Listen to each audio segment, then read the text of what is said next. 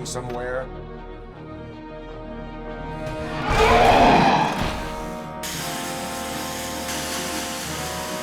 Robo, I don't like what I'm seeing. Actually shaking. Get out while you still can!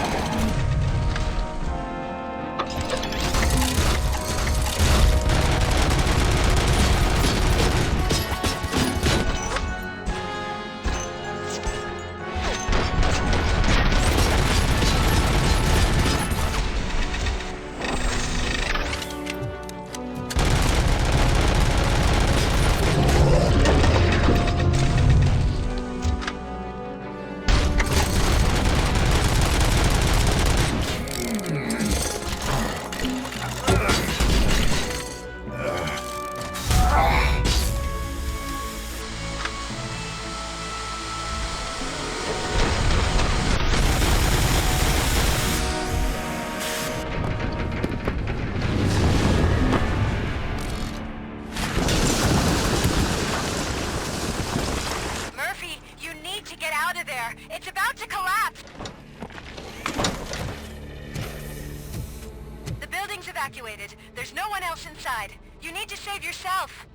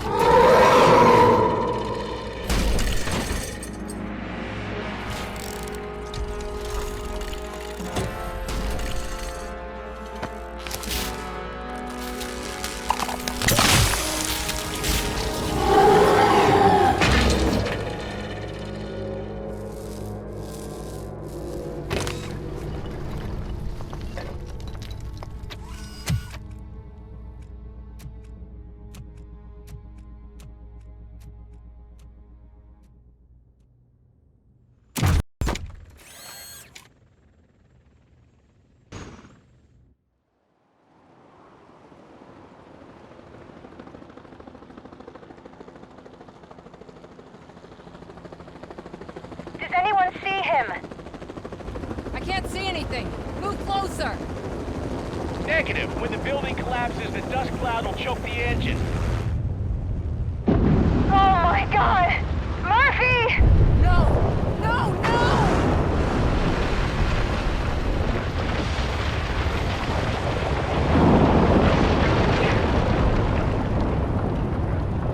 Wait! I see something! Is that him? Talk to me!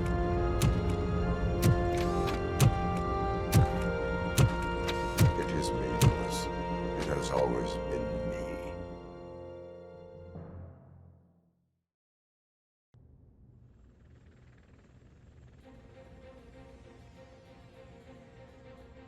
Another week passed since the OCP's magnificent giant has fallen.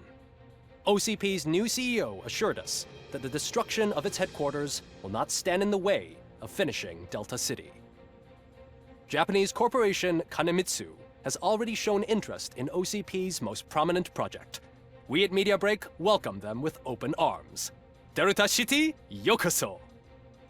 From the City of Wonders, we're back to Detroit. John Mills goes down in the history of the city as its shortest-serving mayor, excluding premature death. He offered his resignation on his very first day of office. According to a reliable source, Mills expressed, and I quote, "I did not sign up to run this dump." Are the new elections ahead of us? And has the city recovered after the previous ones? Now it's time to introduce a new segment, You the Detroiters, where we share feel-good stories from our local communities. Disgraced Senator Farrell took hostages at the local theater and called for his reinstatement. However, a former vagrant and the theater's newest employee managed to defuse the situation. When asked why he decided to risk his life, Pickles, a European cinema connoisseur, said that it was simply disrespectful to interrupt the screening. Let's just hope Pickles does not influence the theater's movie selection. Next up, Sunblock 5000 model nearly torn to pieces by an ED 209 after not adhering to the 209's instructions. The dispute over a parking space could have turned deadly if it wasn't for Dr. Olivia Blanche, a seasoned psychologist who managed to keep a cool head during the 209's intervention. Dr. Blanche's new book, Coping with Loss, is said to be of value to both people and machines alike. A defamed reporter funded by terrorists. After trying to illegally broadcast a hit piece aimed at OCP, Samantha Ortiz has been spotted collaborating with a terrorist group led by a woman known in the underworld as Bertha. OCP denies. We're sorry for the disturbance. Fortunately, this time it was a minor one. Let's move on. A new world record has been set in Detroit. A man called Funeral Bob attended his 1000th funeral this year. The record-breaking funeral belonged to Max Becker, a former OCP executive.